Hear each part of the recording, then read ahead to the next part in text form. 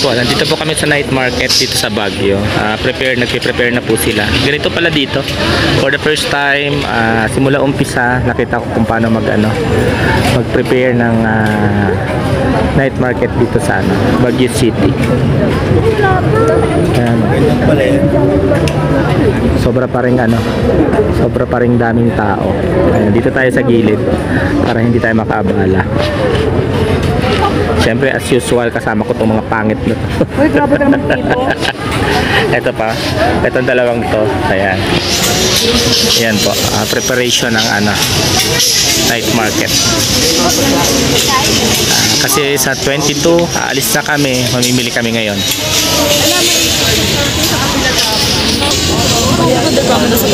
Saluhin mo pa rin ako. Pasensya na kayo, ha? Excuse me po. Ano po masasabi nyo?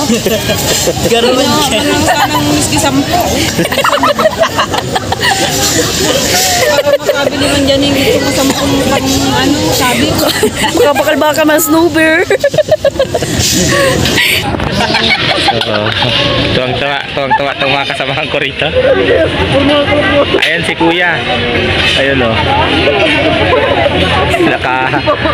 Nakapalos sa sombrero. Walang sa gitna. Siya yung nasa gitna na nakatayo lang. Hindi gumagalaw. Ayan. Ayan si Probinsyano yung nakadilaw sa gilid. Kala mo gwardya. Parang may plano itong dalawa. Si Kuya at si Probinsyano. Tingnan nyo. Si Rene nakadilaw. Si Kuya yung nasa gitnang nakaitim. Ayan biglang ang daming tent na tumayo. Mga dalang upuan. Ayan po ang night market.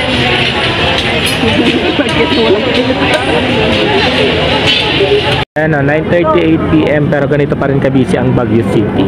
Daming tao. Alam mo nasa ka pa rin, nasa Metro Manila. Ayan, sobrang busy pa ng mga tao dito. Sobrang dami pa. Kahit mag-aalas 10 na. Sabi. Open po ang night market. Ayun.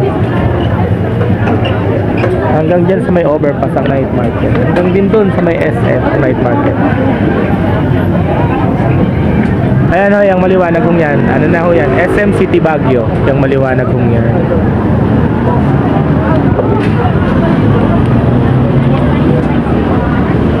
Ayan, ito mga kasamahan namin. Pauwi na kami.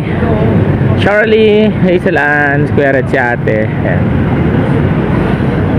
Pauwi na ang mga nag-night market ang nabili tubig.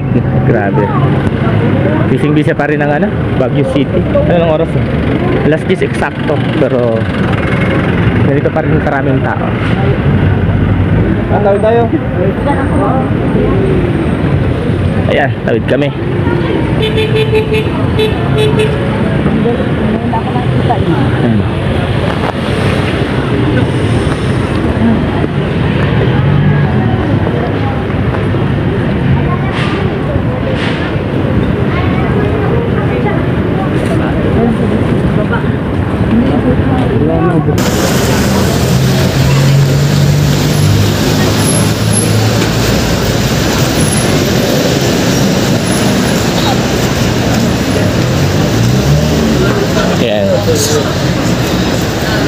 Para na rin kayong kasama dito sa Baguio. Papasyal-pasyal tayo. Lakad lang hanggang makabalik sa Transient House.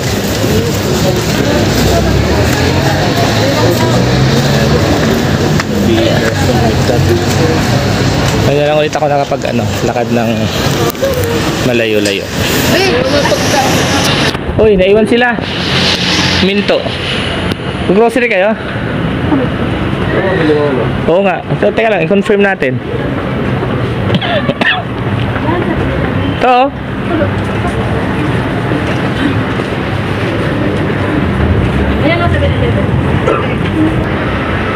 Sa kami 7-Eleven.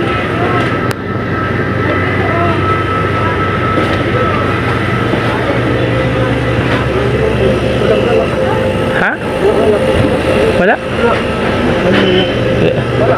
Nabigo tayo. Wala. Wala pala. Bakit kaya? Wala kayong alak dito. Wala siya. Bawal ka rin.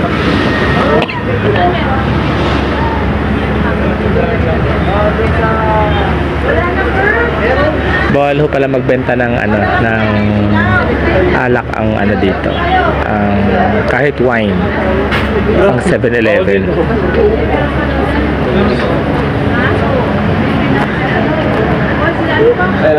Kasi may reregaluhan ho sana kami. Ibigyan namin bukas sa ano, sa meet and greet. Wala kaming ibang mabilhan kasi.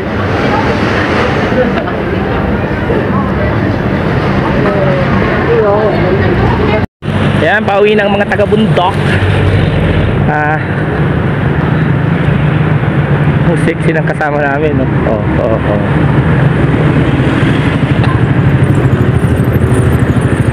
Yan. Ay.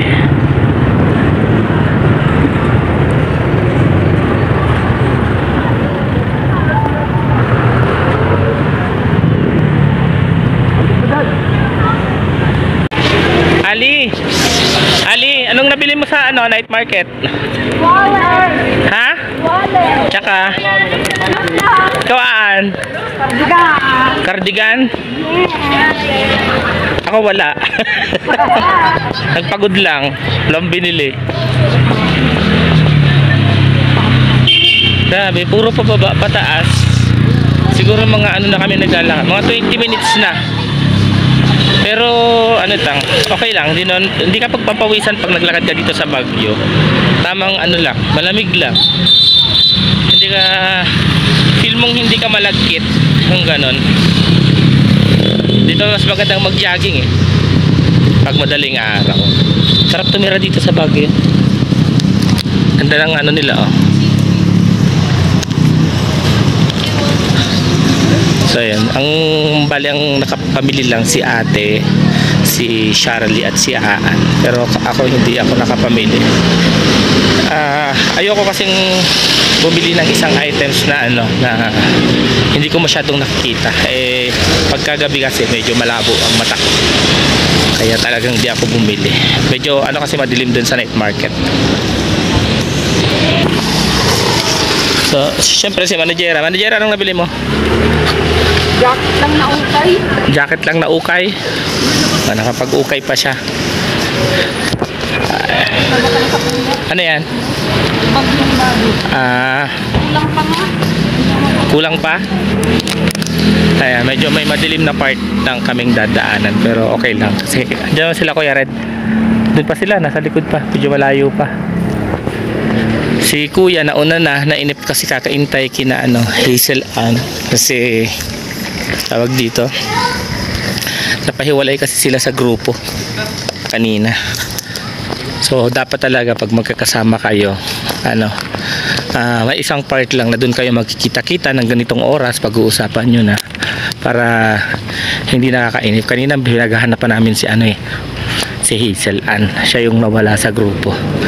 Then si Charlie nakita namin nakatayo, kaya ayun. So dapat talaga may pag-uusap bago maghiwa-hiwalay kasi tulad nga nainip na si Kuya sa paghihintay. Nauna na siya kasi masakit raw ang kanyang ulo. Kaya kami na lang magkakasama. So, malapit na ho kami dito sa sa tinutuluyan namin. Hindi ba dito 'yon? Dito 'yun, di ba? Uy, dito lang yun. Hindi dyan nakagarahe kanina yung Walahan pa ba? Oo, ako pala yung mawawala. Magkamukha kasi yung street. So ayan po. At least kasama namin kayo habang kami naglilibot ngayong gabi.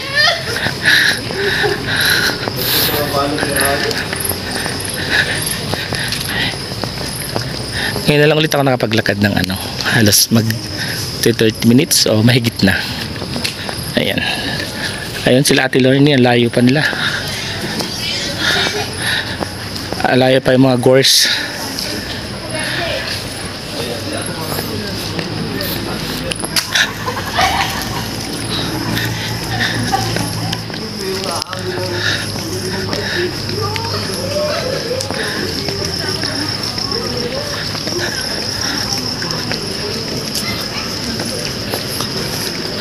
Kala ko yung service namin yung ano sasakyan.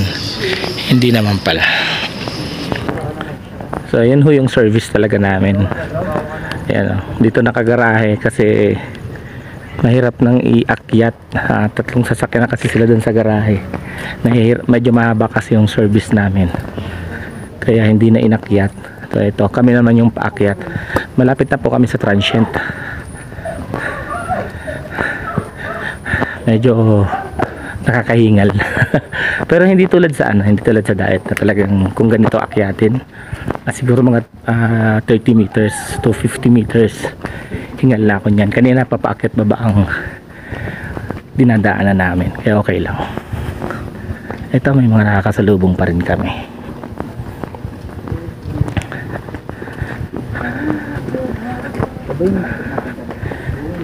Ayan. Malapit na. Konting ano na lang. Konting hakbang na lang. Mararating din namin ang bahay.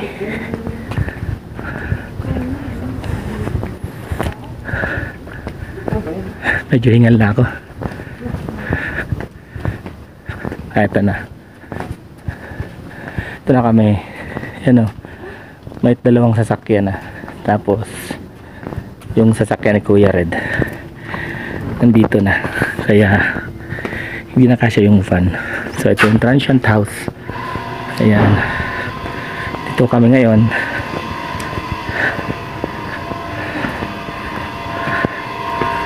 So ayan. May gising pa.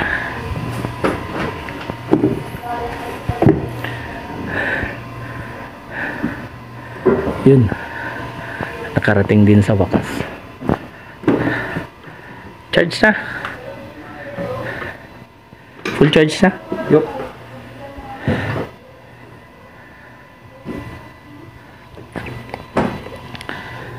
Kami sa transient house, magpapahinga na kami, tutulog na rin.